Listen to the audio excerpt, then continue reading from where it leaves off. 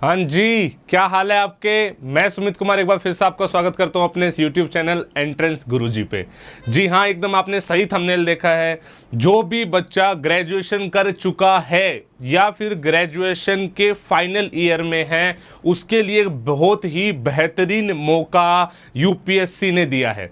UPSC हर साल notification release करती है, 2 बार, साल में 2 बार रिलीज करती है फॉर सीडीएस एग्जामिनेशन। सीडीएस की फुल फॉर्म क्या होती है? Combined defence service examination. इस एग्जामिनेशन के तहत आप हमारे डिफेंस फोर्सेस में एज ऑफिसर भर्ती हो सकते हो। ये बहुत ही बड़ी अपॉर्चुनिटी है, अपने देश की सेवा करने का मौका मिले, और वो भी इतनी अच्छी पोस्ट पे। इसमें भी 2 टाइप की पोस्ट होती हैं। दोनों टाइप की पोस्ट में परमानेंट कमीशन भी है और शॉर्ट सर्विस कमीशन भी है। शॉर्ट सर्विस कमीशन मतलब 14 ईयर मैक्सिमम तक, एंड परमानेंट कमीशन मतलब टिल योर रिटायरमेंट। आप फोर्सेस में जॉब कर सकते हो एज ऑफिसर। ये मेन और वुमेन दोनों के लिए है। कंप्लीट डिटेल्स मैं आपको शेयर करता हूँ, इसकी क्या डिटेल्स है। आपको फिर भी कुछ डाउट बच जाएगी तो मुझे कमेंट सेक्शन में बता देना। बाकी मुझे लगता है कि मैं सारी चीज़ें यहाँ पे कवर कर दूंगा। देखिए सुनिए, ये यूपीएससी की नोटिफिकेशन रिलीज हुई थी 18 तारीख को। ठीक है, मैन एंड वुमेन दोनों के लिए है। अप्लाई कर पाओगे आप upsconline.nic.in पे। इस पे बाद में आएंगे, पहले कुछ चीज़ें देख लेते हैं। इसका जो पेपर होता है बच्चे, दैट इज ऑफलाइन मोड। ठीक है, आपको OMR शीट वाला पेपर देना होता है। सबसे पहले वैकेंसीज पे आ जाते हैं। देखो अकेडमीज है, IMA अकेडमी ये देहरादून में लोकेटेड है। यहाँ पे आप जाओगे अगर आपको आर्मी मिलती है तो, वो भी परमानेंट कमीशन। ठीक है, तो इसकी 100 वैकेंसी है। नेवल अकेडमी एजेमेला, आपको पता ही है, ये नेवी के लिए है। एयरफोर्स अकेडमी ये हैदराबाद एयरफोर्स के लिए, इसमें 22 है सीट, इसमें 32 हैं।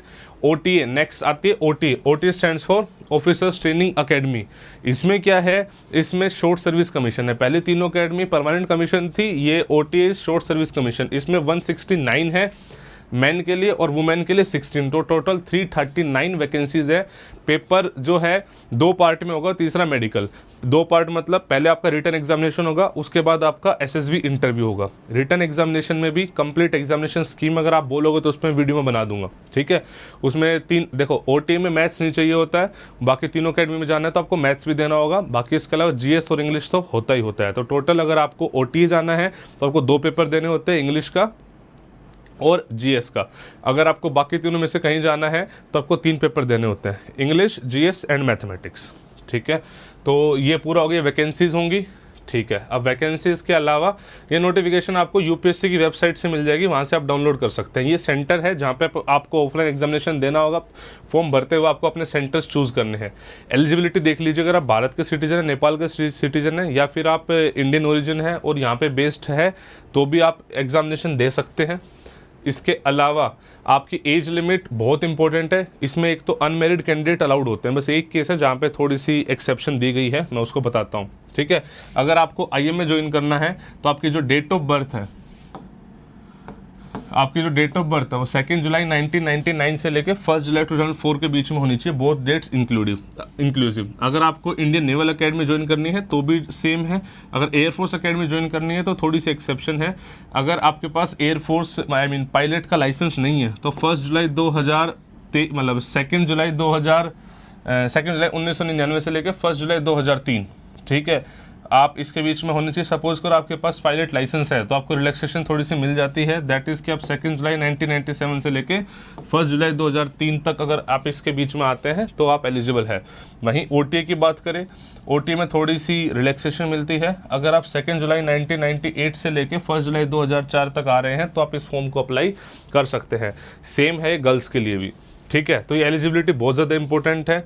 अनमेरिड कैंडिडेट अलाउड होते हैं सिर्फ इस केस में जहाँ पे 25 साल से ज़्यादा हो रहा है, वहाँ पे मेरिड कैंडिडेट अलाउड हो सकता है, बाकी इसके अलावा अनमेरिड कैंडिडेट ही अलाउड होते हैं।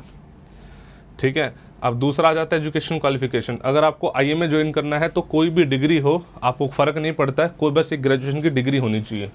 अगर आपको इंडियन नेवल अकेडमी करना है तो सिर्फ BTech वाले बच्चे ही अप्लाई कर सकते हैं। अगर आपको एयरफोर्स अकेडमी करना है तो आपके पास 11th-12th में PCM होना चाहिए, प्लस में आपने कोई ग्रेजुएशन की डिग्री कर रखी हो।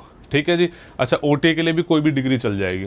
ठीक है, इसके अलावा अगर कोई बच्चा फाइनल ईयर में है तो भी अप्लाई कर सकता है। कंडीशन अप्लाई है, अगर उसका IMA में सिलेक्शन होता है तो 1 जुलाई 2023 तक उसको अपनी मार्कशीट या फिर डिग्री सबमिट करनी है।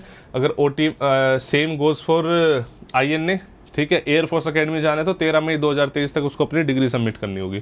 OTA जा रहा है, थोड़ी सी रिलैक्सेशन है, 1 अक्टूबर 2023 तक आपको अपनी डिग्री सबमिट करनी होगी। तो अपने हिसाब से बच्चा इसको देख के अप्लाई कर दे। इसके अलावा फिजिकल स्टैंडर्ड्स, देखो हर अकेडमी के, हर फोर्स के अपने फिजिकल स्टैंडर्ड्स हैं।